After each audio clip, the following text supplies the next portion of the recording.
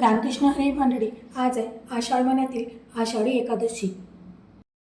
आज हे विठ्ठलमय वातावरण झालेलं आहे आणि बघू शकता सकाळी सकाळी मी पूर्ण देव क्लीन करून घेतलेला आहे। मंगलकलशसुद्धा स्वच्छ करून पुन्हा भरून घेतलेला आहे। एकादशीला, पौर्णिमेला, अमावस्येला आपल्याला मंगलकलश स्वच्छ करून पुन्हा भरून घ्यायचा आहे। त्याचप्रमाणे आपल्या घरात स्वच्छता करायची आहे।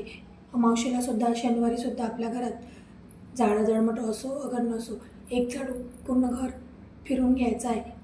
घरातील निगेटिव्हिटी बाहेर काढायची आहे आणि शक्य होईल तेवढं आज आपल्याला नामस्मरण करायचं आहे।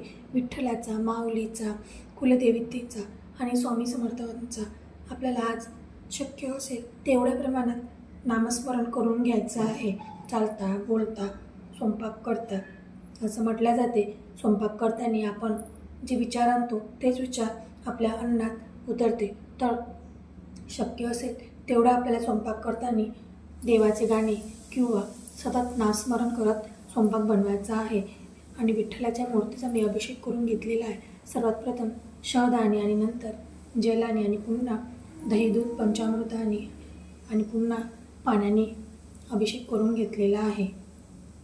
चतुर्मास सुरू होत आहे। शक्य असेल तेवढे आपल्याला बाळकृष्णाचे, विठ्ठलाचे सेवा करायची आहे।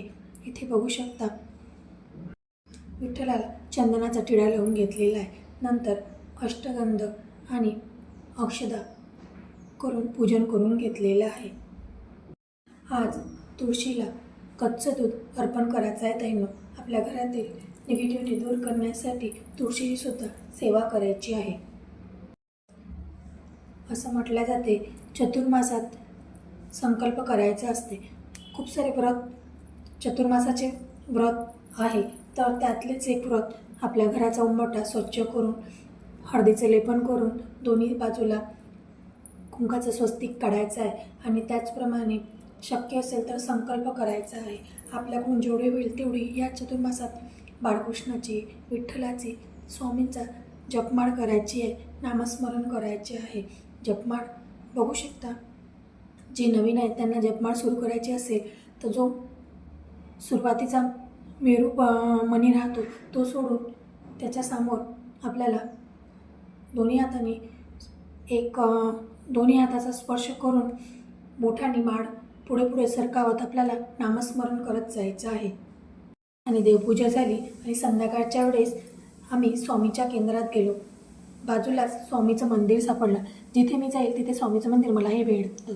श्री स्वामी समर्थ।